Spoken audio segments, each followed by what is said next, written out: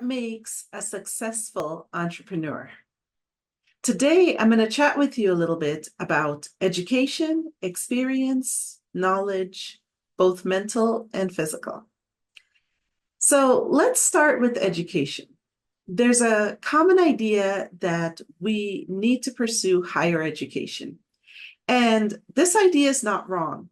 This idea helps us to find more direction and create more structure in our life. The problem comes in is when the ego believes that the education means something. So you may go through college, you have your bachelor's, you have your master's, you have your doctorate, and you believe that all the time that you spent developing yourself through education is something that can feed the ego to create an identity for you that you wouldn't be able to create without those degrees. Okay, now let's look at experience. Experience is just going to be the individual that maybe does not go that path, but decides to go out, try something, and see whether or not they win or they fail with it. And if they fail, they collect the failure and then they keep pushing forward again because they are seeking to gain experience. A lot of very wealthy people, you will notice, do not have as much education, but have more experience. Why is that? Well, when you realize that time is the most valuable thing that you have, spending 10 years in school or 20 years in school just seems a little bit extreme for some individuals, as opposed to spending those 10 or 20 years gathering up experience with a goal in mind. So imagine having a goal. Maybe your goal is financial freedom or time freedom, whatever it may be. Or maybe your goal is to have that career. Maybe your goal is to become a doctor. And let's assume that your goal is to become a doctor. Then you need the educational system in order to get to that point to be able to fall into alignment with your goal. What if you're going through that process though, and you don't have an end goal in mind? You're at a huge disadvantage. You're at a huge disadvantage because here you are collecting all of this knowledge, this years and years of knowledge that you're going to spend and paying money to this university to teach you all these things, and you have no end goal in mind. Now let's look at experience. Experience is gathered up by individuals that have tried something, failed at it, tried something different, failed at it, tried something different, failed at it, and then eventually got it. Thomas Edison is one of the most famous experience-based individuals because he kept on trying the light bulb until he perfected it.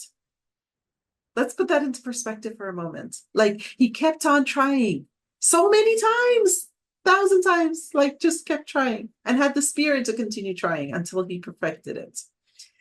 Experience accounts for a lot more than education. Education is still necessary, but experience, because here's the thing about experience. As you fail, you start to learn what to do differently. And it's almost like self-guided education. So the moment that you hit rock bottom and you're like, oh, this didn't work. Okay, let me learn a different area. Let me learn a different pocket. Let me learn a different strategy. And every time you start to learn something that's a little bit different, all of a sudden you gain the experience. And that type of learning is a lot more effective. Now, I'm going to share with you the concept of knowledge. Knowledge in the mental realm and knowledge in the physical realm. Knowledge in the physical realm is you go to school and you acquire knowledge through a school teaching, a structured teaching you about something. Mental knowledge is something that's already in your mind. It's already been pre-wired into you. And that mental know-how, that mental knowledge allows you to now pivot into the real world and do the things you're supposed to do. It's a mental intuition that is sort of like a mental guidance towards what you're supposed to do. You have to develop your mental faculties in order to access this mental knowledge. All of these things are necessary to become aware of. The reason why I'm sharing this information with you is because I want you to become aware of a common mental trap, a common mind trap that I see a lot of my clients get trapped in is they believe that their education is validation, and it's not. Their education is just what it is. It's education for them. But because they've sacrificed both time and money to acquire the education, they think somehow that that education is the same as experience, and it isn't.